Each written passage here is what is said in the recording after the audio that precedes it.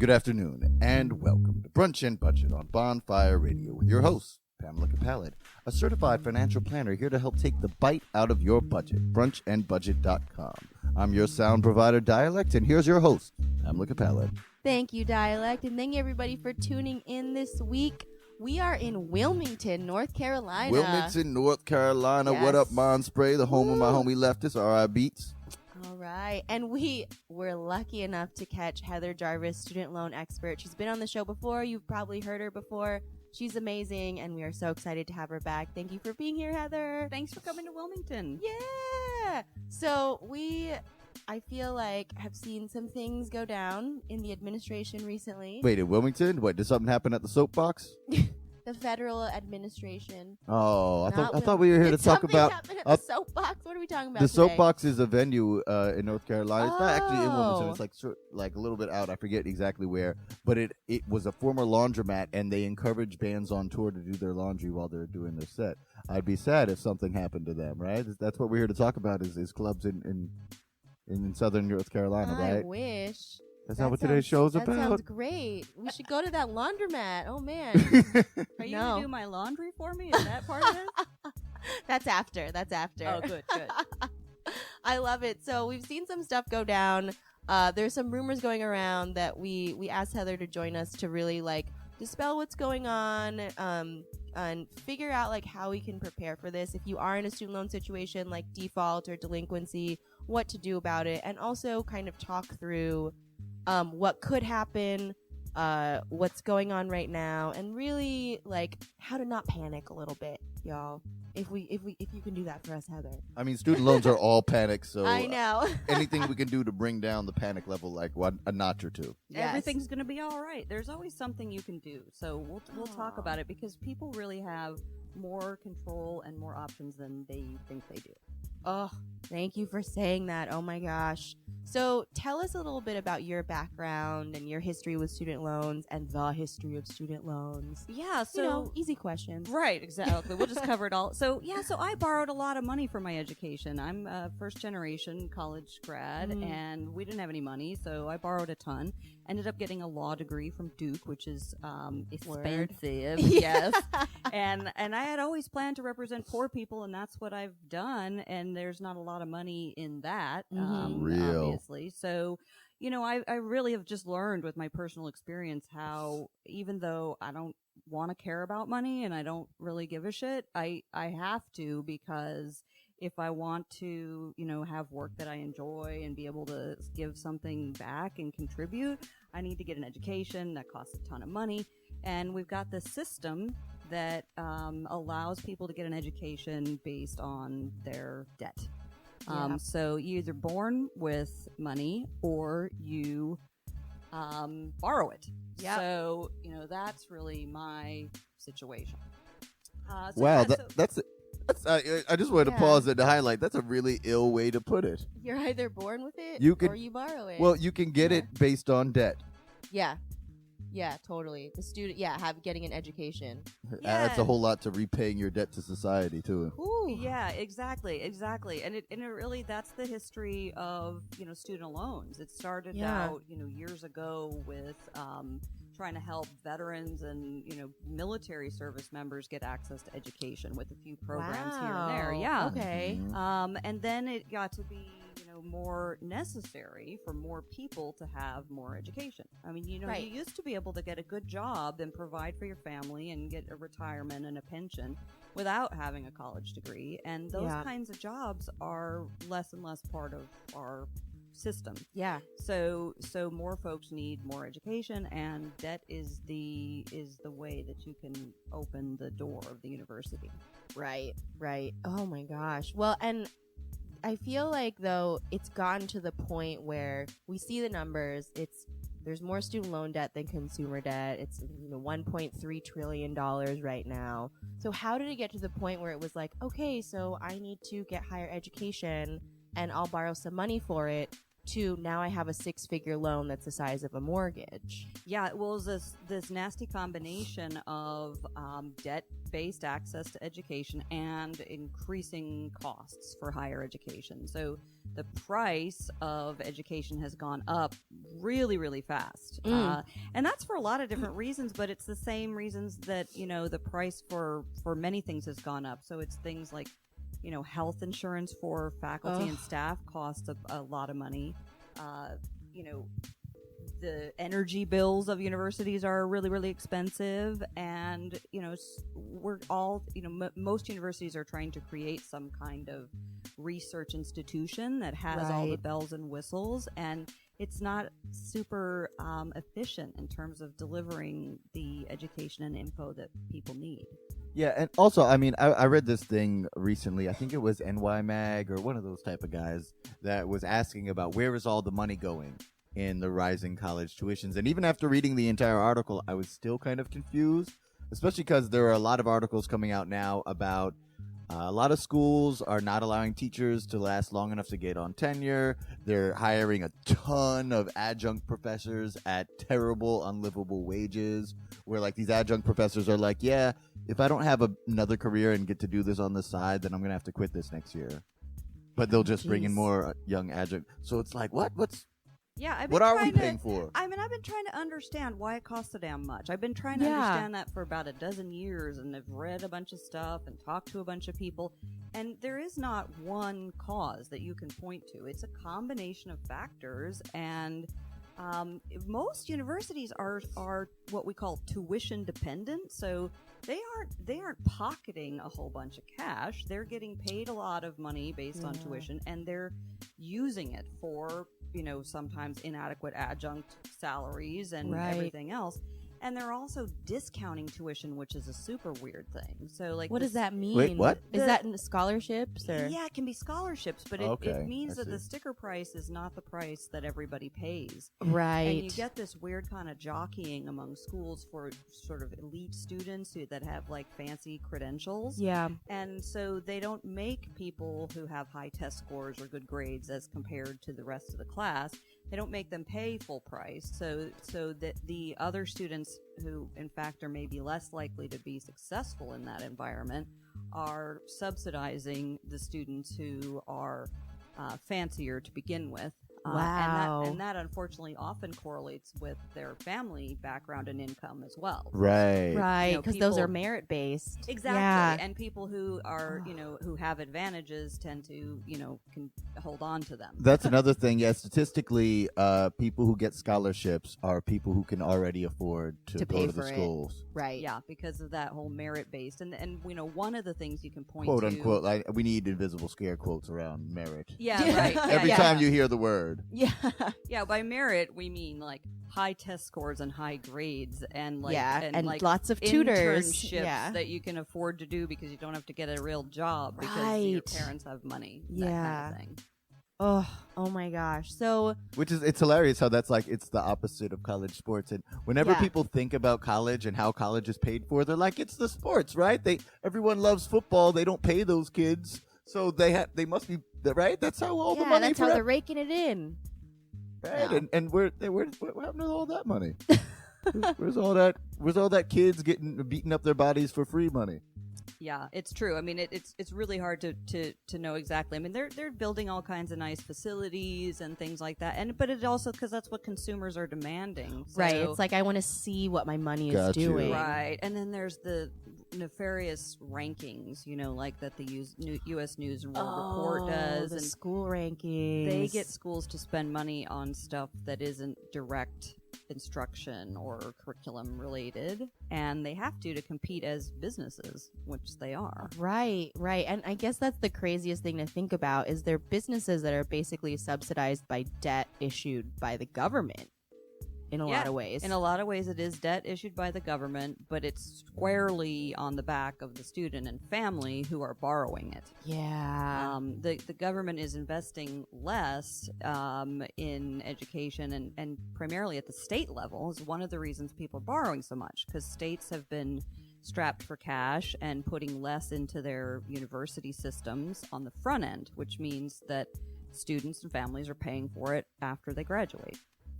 Yeah, I'm gonna completely be screwing up the numbers here, but what was the thing in Maryland? They were talking about how much money they spent per child at the schools was like a tenth of how much they spent at the youth prison. What? Yeah. Yeah. Oh, I've Yeah. seen that. Yeah. I don't remember the Incarceration actual costs a numbers, lot. but it's ridiculous. Yeah. Yeah. Yeah. I mean, University of California, I remember seeing this stat. I think California opened 10 prisons and 1 university, like in the same period of time. Yo, and California Yeah. is one of the better ones. Right, Yeah. exactly. Yeah, they're Yeah. cutting edge. Yeah. Yeah. Oh my God. That's where you okay. can go to a cheaper school and actually get a pretty decent education. Yeah. It's amazing Shout out compared to to other UC places. Santa Barbara. Yo. Yeah. No, it was amazing. And it used to be even better right. years ago. Yeah. Yeah. But now I feel like state schools even feel like they have to compete on a business level, like what you were describing. Well, one thing that people have been talking about a lot that I can attest to is that the UCs and the community colleges are the places where people are actually now able to get an affordable education that's a good education, but there's such a stigma against them. They call it 13th grade and act like it's not a real college. Oh. I went to Hofstra University coming from the VI, and after 2 semesters, I was like, this is terrible. I hate what you guys are teaching me. I was taking acting and black studies as my major and minor, and I thought I was getting an awful education in both. And I left, and I went across the street to Nassau Community College, which, I mean, mind you, was rated the #1 community college in all of America at the time. But still, it was at least a seventh of the money. Yeah. I think that's about how the math worked. And I instantly, I loved my drama professor who worked on Broadway with Tupac doing Raisin in the Sun.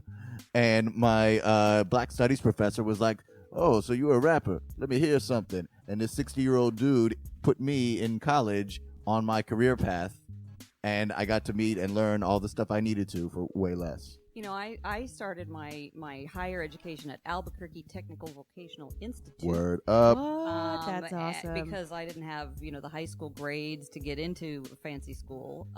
And it was some of the best classes I ever had. My chemistry teacher had discovered a new element, one of those what? ones that are at the very bottom right of the periodic table, that aren't Oh like my God. those laboratory element Yeah.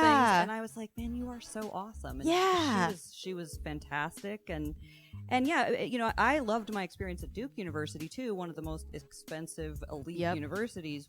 But the professors many of them were there because they were so scholarly in their publications and their research, not because they necessarily knew how to teach students Right. the subject matter that they were experts in. Yo, I find that a lot where they're reaching for teachers with names. Yeah. Well, and that puts you on those lists that you're talking about. Yeah. It's like you have the poet laureate and Nobel Prize winners and things like that. That was the big problem with my college. And to talk about like things in price and worth, my college cost Hofstra, Yeah. cost less than Duke, and was a notch below Duke. But it wasn't an even comparison in terms of the price and the notch below, because those ones that are a notch below the bigger schools are fighting to get up that other notch, often at the detriment of their students Right. that are there at the time, because they're trying to attract bigger and better students Yeah. in 10 years. Yeah, exactly. I mean, you can make the argument that if you do go to a Duke or a Harvard, you get something for the money that you don't Yeah. get Yeah. at schools You that do. aren't as prestigious. And yeah, it opens some doors that Yeah. aren't opened otherwise. But yeah, there are a lot of expensive private and public universities that are trying to be the same as those big research institutions. And instead, you're just like left with debt. Well, with colleges, it's like if you're going to take a cab, you should take the gilded cab with TVs in the back, because The limo cab. yeah, you should take the limo cab, because the yellow cab might not even get you to the destination. I The mean, limo that's- cab's going to get there. So That's true in real life too. yeah, but maybe we could do some karaoke in the cab. I'm saying, Right. right? At least Duke has karaoke. At least That's what I got out of that karaoke. out of that analogy. I'm going to go to Duke and major in Oh my karaoke. gosh. So it seems like at some point the federal government saw this was a growing problem and they added forgiveness programs, which we'll go into, and repayment programs. At what point did we kind of get there? Like, did it have to get so bad that the government was like, oh, people aren't repaying, people are defaulting? When did these programs start to exist? Yeah, so the programs were actually created just in the nick of time, really, because the income-based repayment, for example, became available in 2009. And it was really kind of prescient because, there was some, there were rumblings that people were having issues, and it was really an attempt to kind of create a safety net. The idea being that not as many people would need it as did end up needing it. But thank God for it, because if it had not been in place when the recession hit and people were struggling so much with work, way more folks would have defaulted or been delinquent on their loans. Yeah, totally. I didn't know it was that recent, actually. Oh, yeah. Wow. Yeah. So, there have been some attempts in the past, like that, years ago, but the programs were never generous enough or constructed well enough to really have much uptake. Got it. All right, everybody, take a breath. We're going to go to a song. That was a lot. That was a lot, man. Well, yeah. So we got a couple of songs. We're gonna talk about paying and payment and how folks is gonna get paid from their things. And from his record Never See Death, we got Repay You featuring Roy Nova and Namdi from Trey P. Actually, this is a hilarious college thing. Namdi is the name of the best friend of my first college roommate. My first college roommate was a crazy dude who used to talk about killing people in his sleep. And I was cool with Namdi, his best friend. I was like, how about you? Do you want to live with your boy? You should live with your boy. I'm going to go move somewhere else. You should live with your friend. And yeah, so check them out. It may or may not be the same guy. I don't know. Check you next in a minute. Run Your Budget, Bonfire Radio.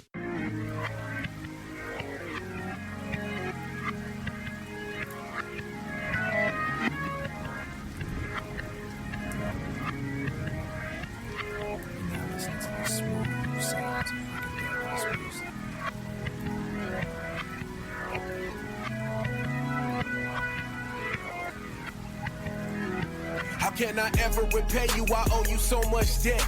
And you wiped my slate clean when I was covered in mess. All the lies and all the shame and broken hearts that I caused. You told me, son, I've been forgiven, no matter the flaws. And yes, you carried the cross and put the world on your back. I'm unashamed, so I'ma spread it, put your name on the map. And I was so young and dumb, boy, I swear I was cool. It's like God was Mr. T, the way he pitied the fool.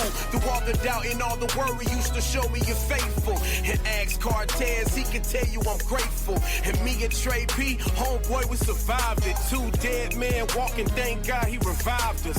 We made it out the storm and everything's all good. I thank God for his grace and bringing me out the hood. And I'm just living life free and where I wanna be.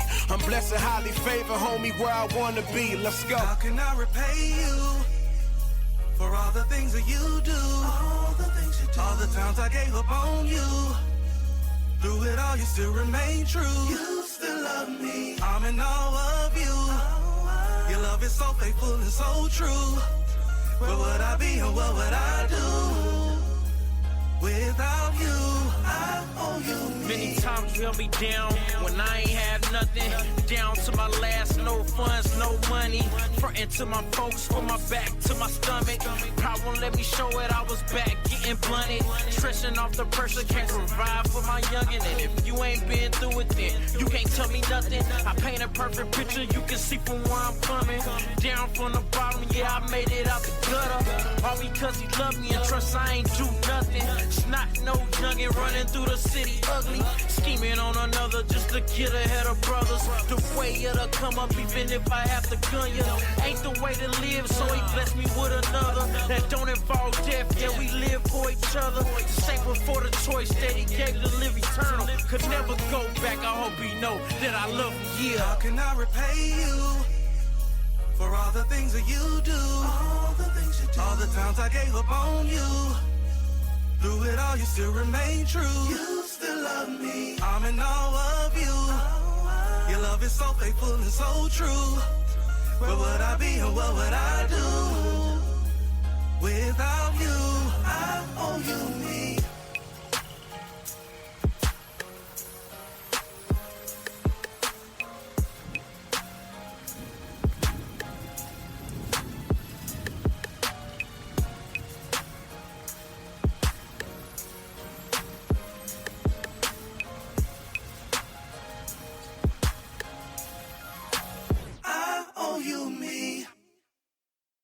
And we're back. Brunch and Budget, Bonfire Radio. That was the homie Trey P featuring Namdi and Roy Nova. And yeah, we were worried about repayment. Yeah. I think student loan repayment. I think those guys. I just want to give props. Those guys were clearly seemed to be rappers of faith, but man, they didn't beat it in nobody's head. They told their story. They did. It was good, and they were great. Rappers. I mean, like in my heart, I care, but like I don't really care what you believe in. But I do want to hear you just rhyming rather than you proselytizing whatever it is. You were rhyming right now. Accidentally, I didn't mean to. That was It just happens by accident. rapping happens. Rapping happens. Oh my God, it happened again. So we are here in Wilmington, North Carolina with Heather Jarvis, student loan expert, AskHeatherJarvis.com. And we were just talking about the history of student loans, student loan forgiveness programs. We all cried a little in that last segment. Oh my God. So it's a very convoluted and complex situation that I feel like we got ourselves in. But in 2009, you mentioned right before, the first income-based repayment program came out, which basically, can you talk about what that means and then what the other programs are that exist now? Because it's not the only one anymore, right?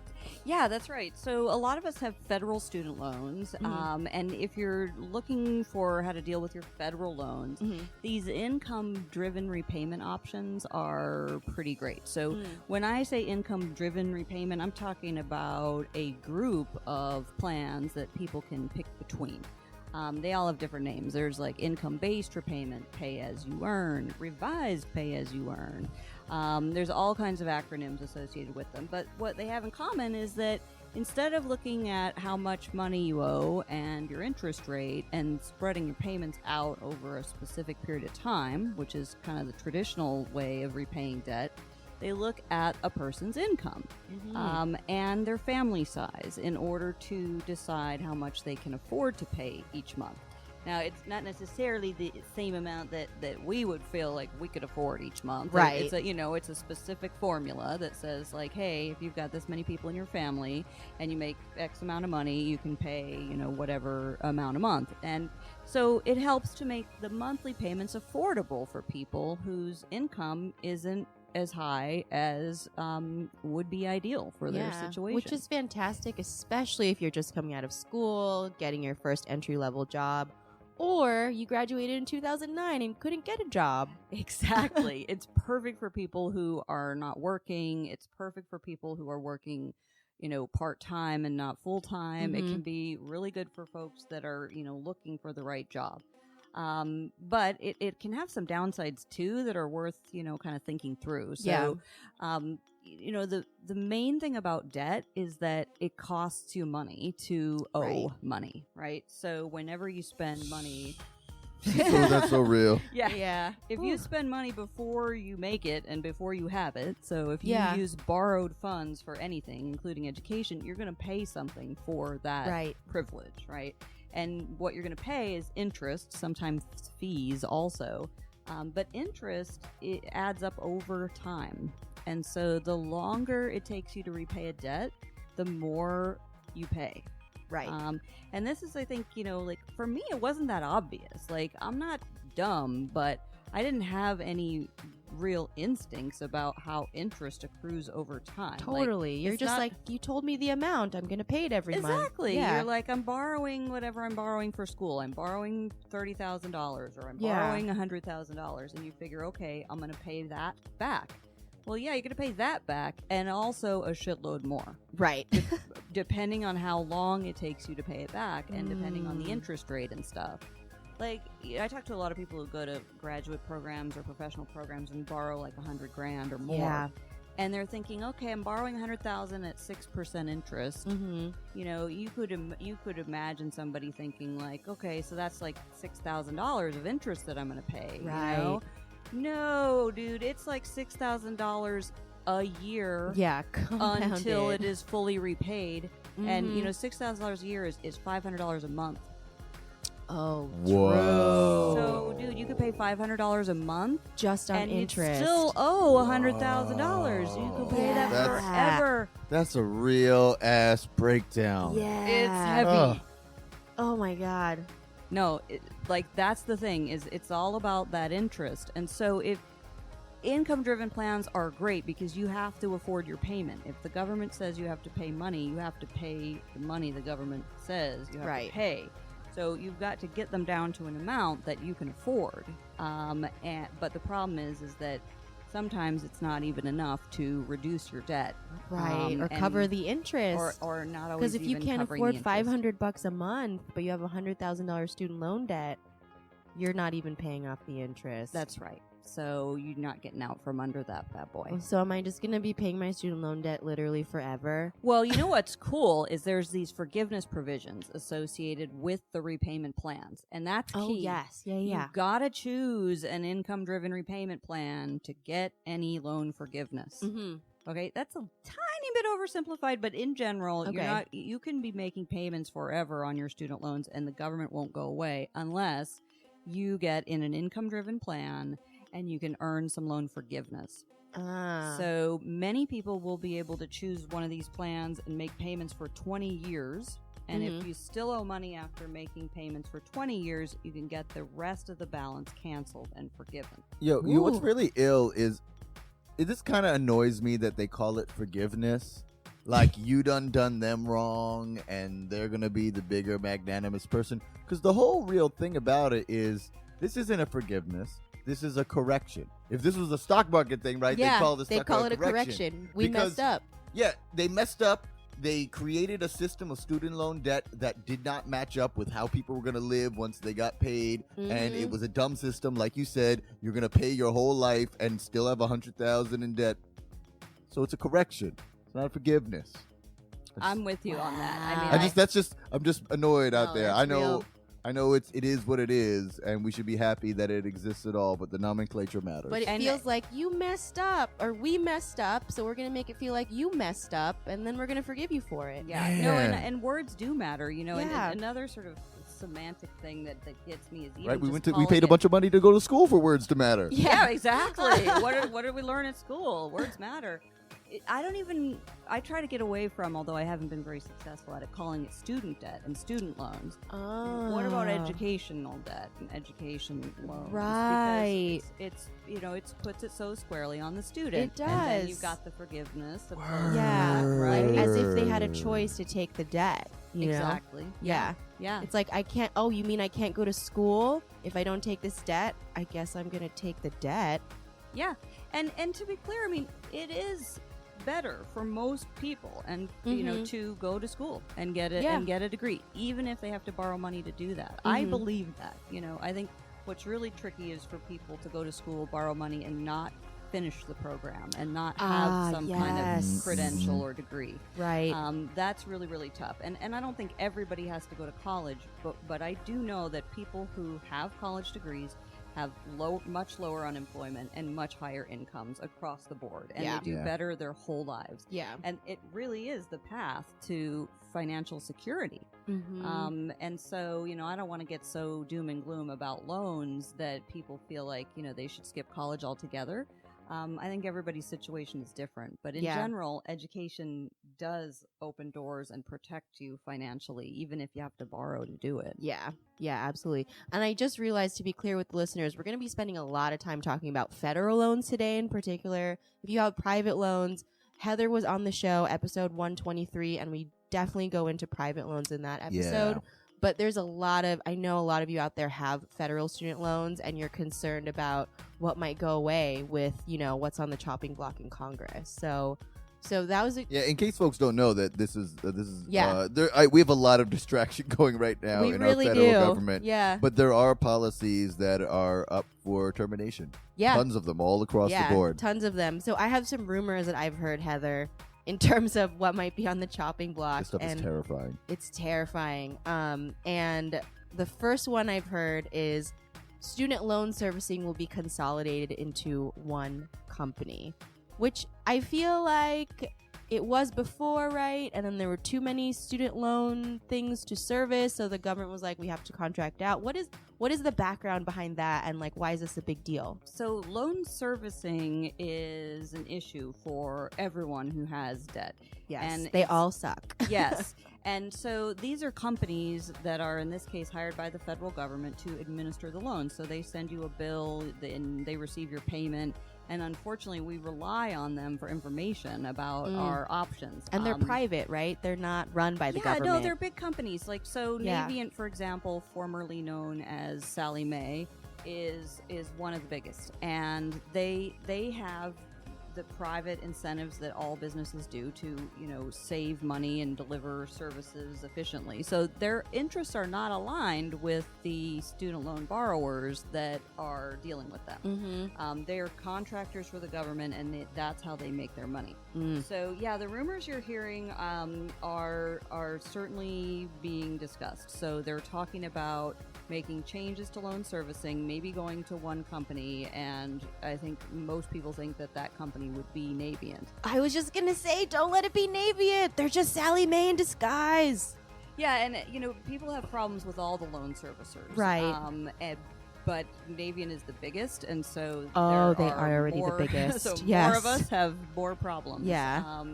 So in general, one of the very first things that Secretary DeVos did with regard to student loans in her time in the Department of Education was to revoke a memo the Obama administration had issued, just instructing the loan servicers that they intended to start caring how borrowers perceived their interactions and whether borrowers were getting, accurate information, and whether they were, actually doing their job and administering the loan program. Isn't that terrible that you have to tell somebody like, hey guys, just make sure you do your job? Like, yeah. And this was like, people like me, advocates like me, were like, okay, this is a long time coming, and this is a step in the right direction, but it's not nearly everything that needs to happen. Yeah. But then the new administration came in and was like, oh yeah, no, we're not even going to do that. Y'all go ahead and just, screw people as much as you want. As long as you're making money, we're happy.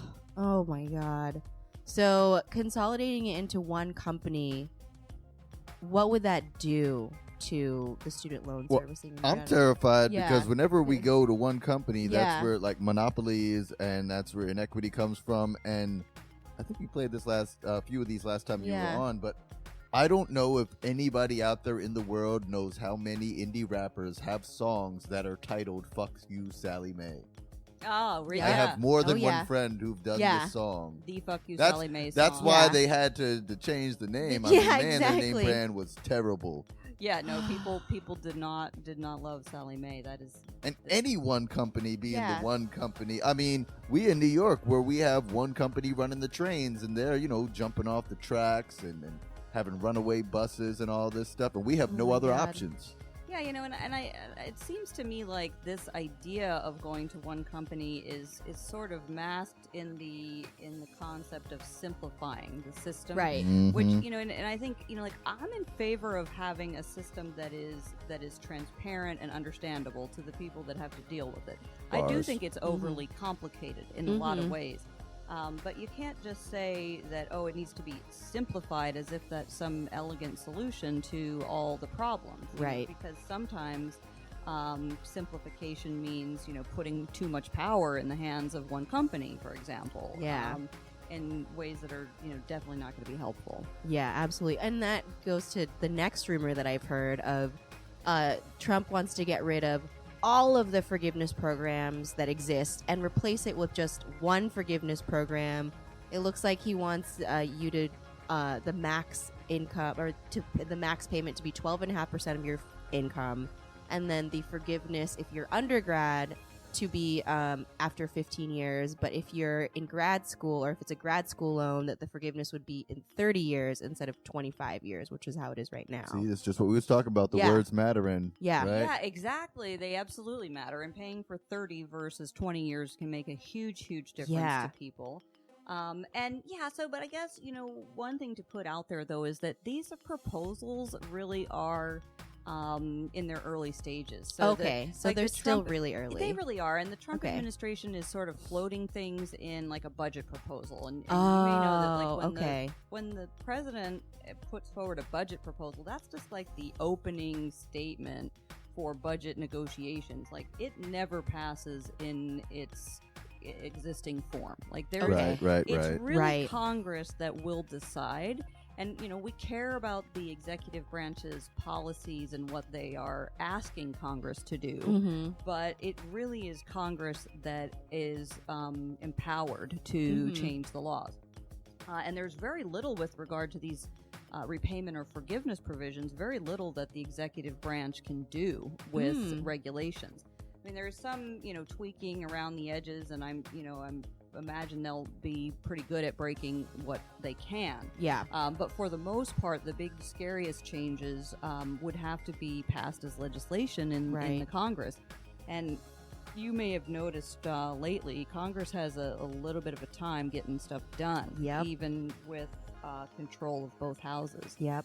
So, you know, when we talk about the words matter, the words really, really do matter. And the words that matter more than those in the presidential budget will be those in bills that are introduced by the House and Senate. Okay. So things like, because the other big one that literally I had clients emailing me all week when this came out, that they might eliminate public service loan forgiveness.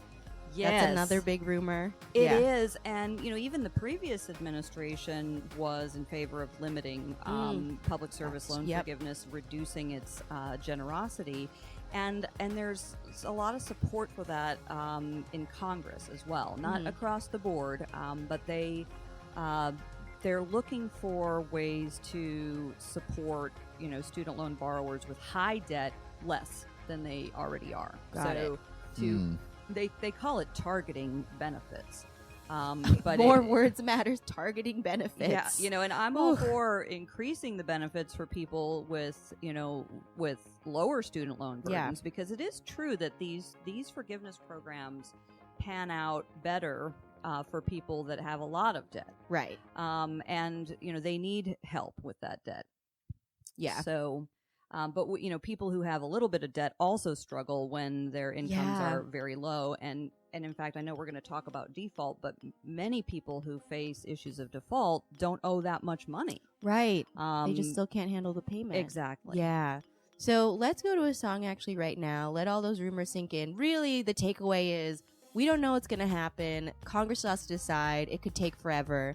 So for now, keep on doing what you're doing. But I do, after the song, talk about if there's any way we can prepare for it, and also what to do if you do get in default or if you're delinquent. Instead of a song, we're going to play the movie trailer for the new horror film, Targeting Benefits, about the CEO of a multinational corporation who is tired of paying the health insurance and benefits for his employees and has begun picking them off one by one. I'm going to be in a corner crying watching that trailer. It's not going to be. What's scary is that actually does sound like a couple of horror movies I've seen. Oh my God. So we're going all the way from Kansas City from our last act to Lahti, Finland, for an MC named Repa with their song. I'm gonna pronounce this wrong. Give me all the hate mail, Finnish folks. Koihan Oni Tut Apocalypse. I think that's featuring someone named Apocalypse. My Finnish is excellent. Anyway, check you in a minute. Brunch and Budget, Bonfire Radio.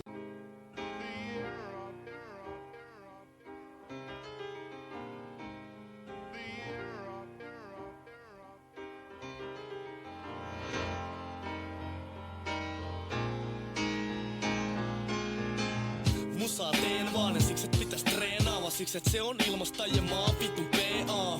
Elimistö kiva huutaa mua, sen huomaa kun mies ei pysty pöytään ruokaa tuomaan. Ai säkin oot köyhä, levikset repeilee, no hyvä homma poika, mut mä oon ihan eri leveleillä. Se ei oo siistii vaan totuus, että tää mun tapa purkaa, mut onnes meillä on sosiaaliturva.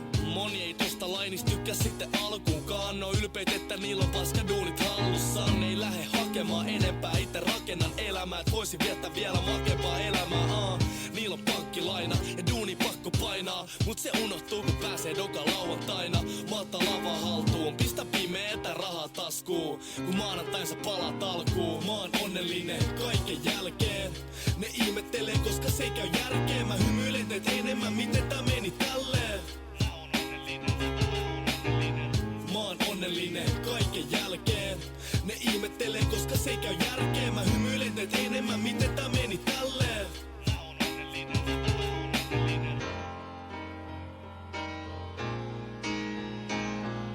Joo, mä en osaa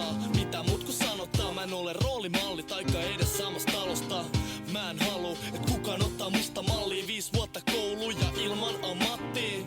Ihan sama mitä kuka tahansa sanois, mut kuka tahansa ei pysty händläämään mun elintapoin. Liian vähän rahaa ja aika itsepäinen. Silti sukunimi vois olla tyytyväinen. Kato, se on kaikki pään sisällä vaan. Sulla on tarpeeksi rahaa, mut sä haluut sitä lisää vaan. Mut mulla on siisti, enkä tekis mitään toisin. Kun vois olla, ettei mulla päässä mitään noisi. Älä sekoita onnellisuutta rahankaan. Sukupolvesta toiseen sama kaavaa ja kasvaa harhaan. Sitä ei pysty sisäistä tosta vaan. Etkä voi koskaan ostaa mitä mä arvostan. Mä oon onnellinen kaiken jälkeen. Ne ihmettelee koska se ei käy järkeen. Mä hymyilen teet enemmän miten tää meni tälleen. Mä oon onnellinen kaiken jälkeen. Ne ihmettelee koska se ei käy järkeen. Mä hymyilen teet enemmän miten tää meni tälleen.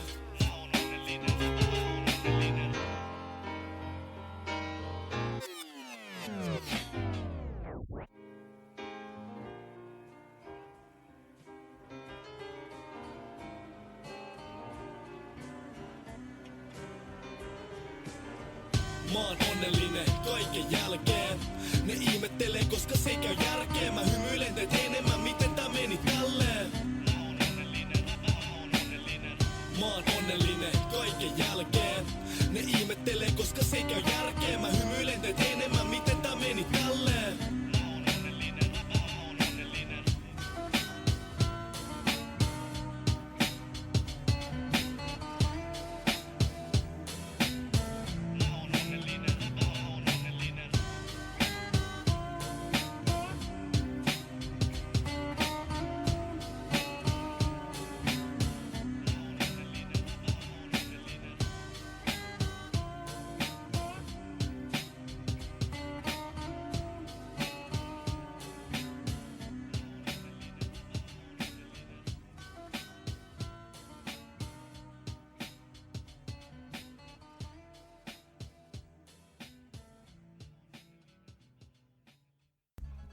And we're back. Brunch and Budget Bonfire Radio.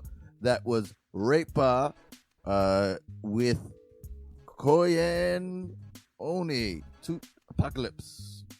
Yeah, I'm confident in stuff I say.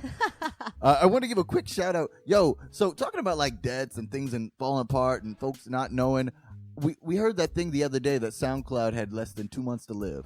SoundCloud, this giant, they'd raised like 200 million when they first started. Everybody is on SoundCloud. I'm on SoundCloud. You're on SoundCloud. Your aunts and uncles is on SoundCloud with a new mixtape.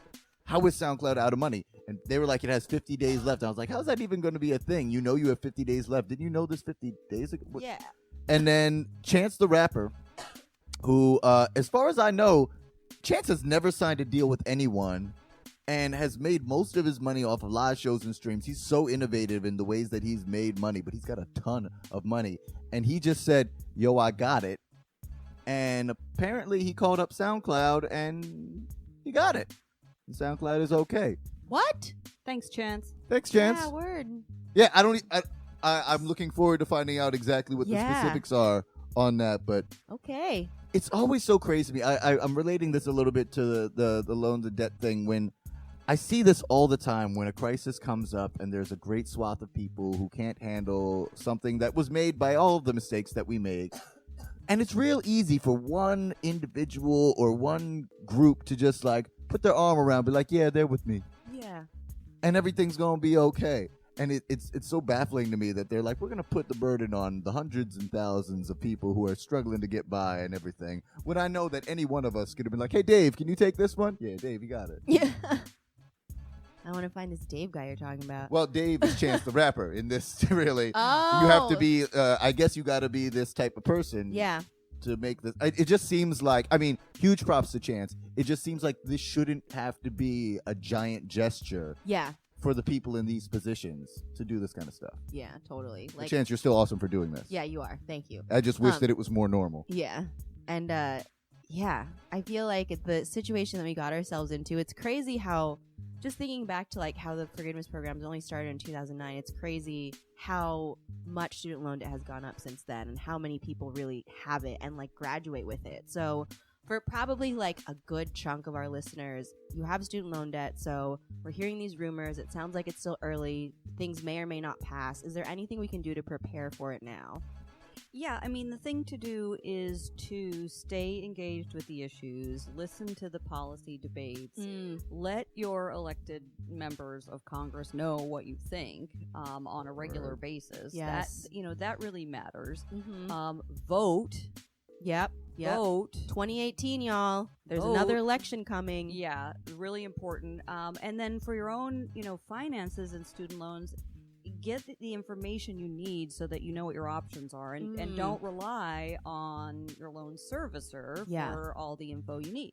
So, take the time to kind of do some research, ask whatever questions you need to ask so you can protect yourself. Yeah. I don't think people need to avoid pursuing forgiveness or, using these repayment options, because they are in effect, and they will almost certainly continue to apply to people who already have loans. So they won't take them away. It's very unlikely that changes to existing programs will be applied retroactively to people who've already done their That would be borrowing.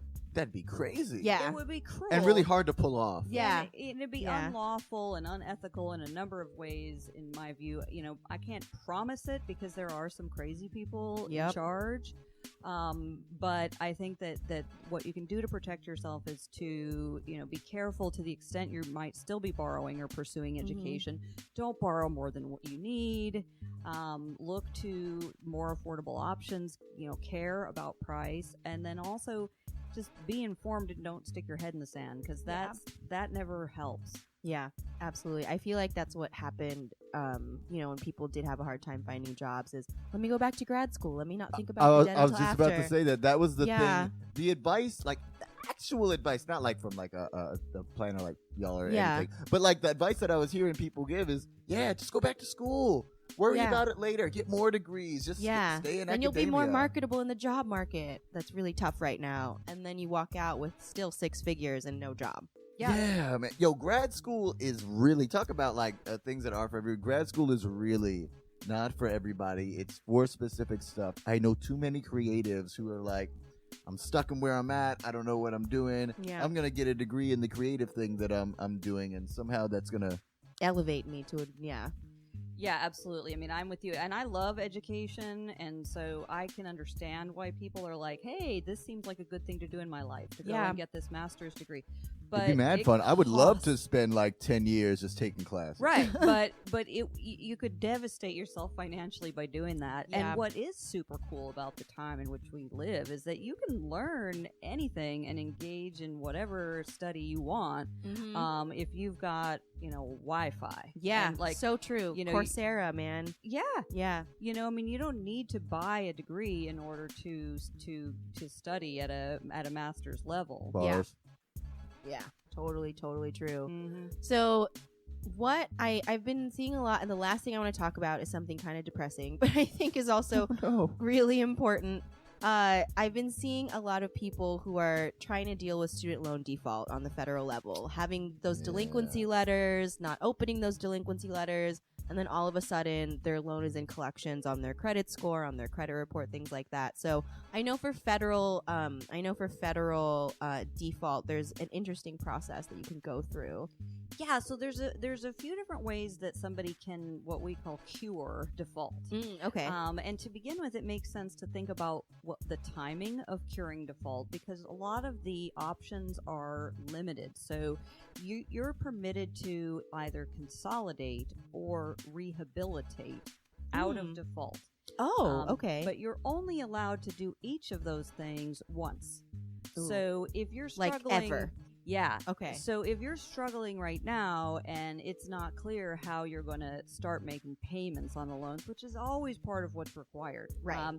It may not be a lot, but they're going to make you pay something towards your loans. Yeah. And until you're in a position to do that, it doesn't make sense to use up your, get out of jail free card. That, see. Yeah. So, it really does make sense to cure a default when you're ready to. Okay. Because default is expensive. And the Yeah. thing about the federal student loans is that the feds do not go away. They will keep on collecting from you forever, and default comes with all kinds of nasty things like wage garnishment without a court order. They can seize your tax refund, other federal benefits. You can lose your ability to be like licensed in your profession, and all kinds of nasty stuff. Oh my You can lose your gosh. license? Wow. Yeah. So they could just take away your degree. Yeah, they can take basically. away Yeah. your ability to use your degree in your field by. Yeah, it's rough. Did they send somebody to kick you in the knee and burn your diploma in front of your kids too? Yeah. Yes, that's phase 5. I'm like, you can have my firstborn, man. You know. So make extra kids just in case the government needs one. There you go. That's the backup plan. But if God, you we get if here. you've got your federal loans in default, well, first of all, it takes 9 months of missed payments to be in default. So if Okay. you're somebody who's struggled, if you're not sure where you are, delinquency happens before default.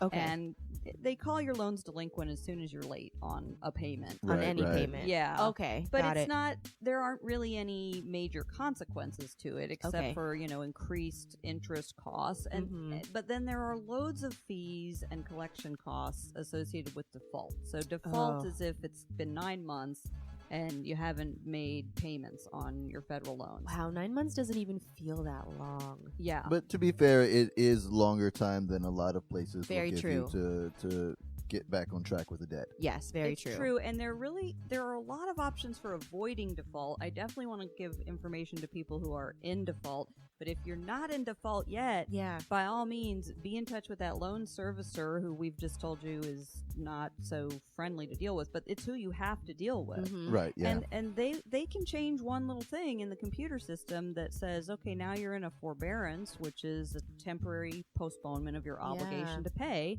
and then you're not in default. So you avoid these big fees, you avoid these harsh collection practices. But if you've gotten to the point of default, you want to get some information about consolidation or rehabilitation. Okay. Now, the loan collectors are always going to talk rehabilitation first because it involves borrowers paying more money than consolidation does. But consolidation can be a better option for a lot of people. The very best source of info online is done by the National Consumer Law Center, and they've got a website with an excessively long URL. It's studentloanborrowerassistance.org. So yeah, it's studentloanborrowerassistance.org. I mean, that all makes sense. We'll put that in the notes, Yeah, guys. and that's where you can find the details, the sort of pros and cons and trade-offs between consolidating and rehabilitating out of default. Rehabilitating requires you to make 10 on-time payments over 11 months. Okay, yeah. And the amount of your payment is meant to be tied to your income. Okay. But sometimes the collectors will try to get you to pay more than you have to. Oh. So- Because these are like debt collectors. Yeah, Who are 'cause trying to, yeah. That's right. So oftentimes at that point, your loans have been transferred from the loan servicer, who's bad enough, to a third-party collection company. Yeah. And these are businesses whose primary business model is to harass people into paying money. Yeah. And they're pretty good at that. So you want to consider your options.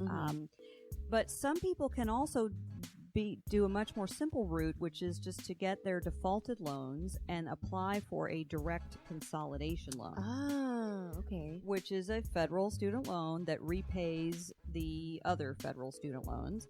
And as long as you're choosing one of those income-driven repayment plans for your new consolidation loan, you can have a new loan that is in good standing and eliminate the loans that are in default. So the default just goes away immediately. It goes away, yeah. So upon consolidation. So. But what people do need to bear in mind, like once the loans go into default, you're going to get some nasty stuff on your credit record, and that's going to last for. So 7 that years. doesn't go away. It does after 7 years. So Yeah. Right. Although got I do it. have to warn right now with the whole collections system, it's a mess. if you go into collections right now, I'm telling everybody, please don't let anything go into collections. If you have stuff go into collections, you may never hear the end of it. Because right now, people are bundling and selling collected debt. And the largest group of people that is taking this on are convicts, people currently in jail, former drug dealers, and generally even folks who don't have criminal backgrounds, who don't know and don't care about whether or not you already paid off this debt. They It's just been got a bundled list 5 and or they're 6 gonna call times. you. Yep. You're going to get harassed for the rest of your life. Yeah. Well, until hopefully some magic comes and gets rid of that whole concept, because it's really not working out for folks. Yeah, and people who are facing those kinds of collections should get informed about some of their rights. Yep. Doesn't mean the collection companies are going to start following the law, because they are renowned for, that they don't give a shit about what the rules are. It's like they're like the dog, the bounty hunter type stuff, but they're just coming for your money. It's crazy. It's Yeah, crazy. but you can drop them a letter, and there are templates you can find online that say, "Listen, don't call me at work, because that's against the law. Right. Don't harass me in this way or that way, because there are some legal limitations on what they're permitted to do. They often overstep those things, but they also are, kind of bottom feeders, to where if you make it a little more difficult or a little less pleasant for them to harass you, there are plenty of other people that are easier targets. Right. So sometimes if you send a carefully worded letter, it can do you a lot of good, just in terms of your peace of mind. Yeah. Word to that. Got you. So rehabilitation versus consolidation on the student default.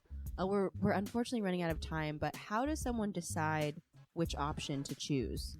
Well, you should look to see whether you've taken advantage of either option in the past, which might limit the one that's... So you can do each one. Yeah, and the advantage to consolidating is that it's easier to accomplish. It doesn't require you to be as consistent over as long a period of time. Right. So it happens faster, and it can be more useful for that reason. The advantage to rehabilitation is that if you succeed in rehabilitating the loans, the lender instructs that the default notation be removed from the credit report. Okay. But which is actually not that big of a deal, because although it's nice to have it off, you still have all the late payments that led up to default. Right. So it's not as if your credit is right. It's not like it's suddenly transformed into good credit. Right. But it does remove one specific part of the credit history. Yeah, got it. But they still see like, oh, they didn't make payments for 9 months. Exactly. Yeah. And all the damage that comes with that is, still something you got to just wait out. Yeah, got it. So consolidation can happen faster. And can you do consolidation and then if you default again, do rehabilitation, or is it just one or the other? You can do each one time. So you really do have 2 options for curing default. Okay. But it's just generally a smart idea to A, don't default, and B, if you do, don't cure it until you're ready to keep it cured. Yep. And then C, really don't default more than twice. Yeah. Because then you're screwed. Got it. Ooh, good rules. Those are good rules to end on. Yeah, that was good. That was good. So where can we find you, Heather? So I'm on the internet at askheatherjarvis.com. And I do a lot of training programs, so if people are interested in it, like I go to schools and I go to employers and I go to professional associations. I don't work directly with people who have their own student loans, because I don't want to charge them money, because they're already broke enough. So I'm trying to get the institutions that are benefiting from this whole system, on the hook to pay for it. Yeah, like ask your job or your university to supply kind of support from people like me. I love it. That's the way that it needs to go. Yes, exactly. Thank you so much, Heather, for joining us. Wilmington, North Carolina, live and in person. I'm saying, this is great. We're going to finish you off with a last song, but always remember, check out Heather Jarvis for all your student loan needs. AskHeatherJarvis.com. Really amazing blog if you just have any questions and want more in-depth stuff on anything. Really, Ask Heather Jarvis will take care of your student loan needs, help you with your Iron Man suit, and everything in between. We're going to finish you off. I had to. I've been waiting to stick in that joke. Anyway, we're gonna finish off in Lynn, Massachusetts, with a cat named Hoods. Talk about underpayment. We're gonna leave you with a little bit of that. So I guess we're gonna have to make sure we don't end up in default. Check y'all next week. Brunch or Budget, Bonfire Radio. It's gonna be all right. Peace.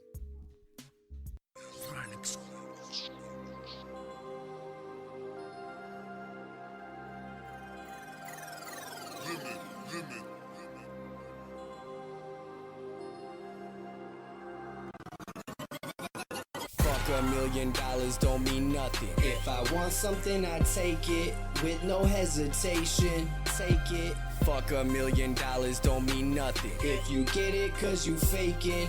Out here money making, you faking. Fuck $1 million don't mean nothing. These people will be hating. Always confrontation, hating. Fuck $1 million don't mean nothing. If I want something, I take it. Make my underpayment, payment. Fuck $1 million don't mean nothing. If I want it, then I take it. That's an understatement.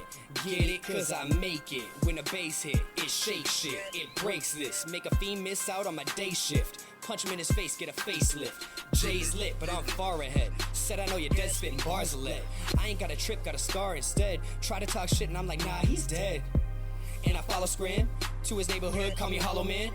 Just wait, install a plan. Hear gunshots, see him crawling? Damn, I doubt these Benjamins around me. Try to talk good, but you a townie.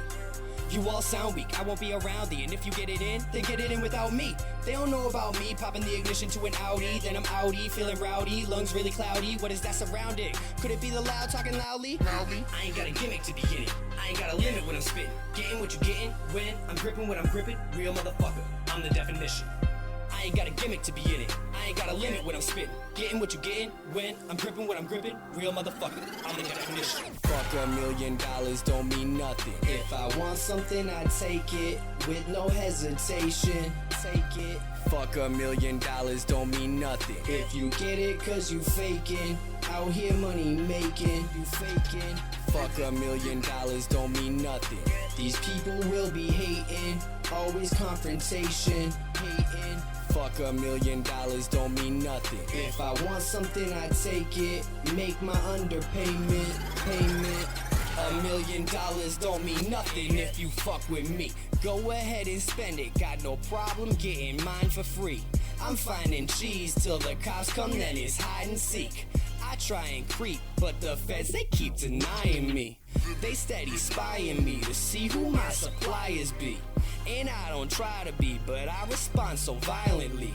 But now I'm finally able to get it quietly. Silently, it's irony, but damn, I love my privacy. Fuck $1 million don't mean nothing. If I want something, I take it with no hesitation. Take it. Fuck $1 million don't mean nothing. If you get it, cause you faking. Out here money making, you faking. Fuck $1 million don't mean nothing. These people will be hating. Always confrontation, hating. Fuck $1 million don't mean nothing. If I want something, I take it. Make my underpayment, payment. Fuck $1 million don't mean nothing. If I want something, I take it. With no hesitation, take it. Fuck $1 million don't mean nothing. If you get it, cause you faking. Out here money making, you faking. Fuck $1 million don't mean nothing. These people will be hating. Always confrontation, hating. Fuck $1 million don't mean nothing. If I want something, I take it. Make my underpayment, payment. Fuck $1 million don't mean nothing.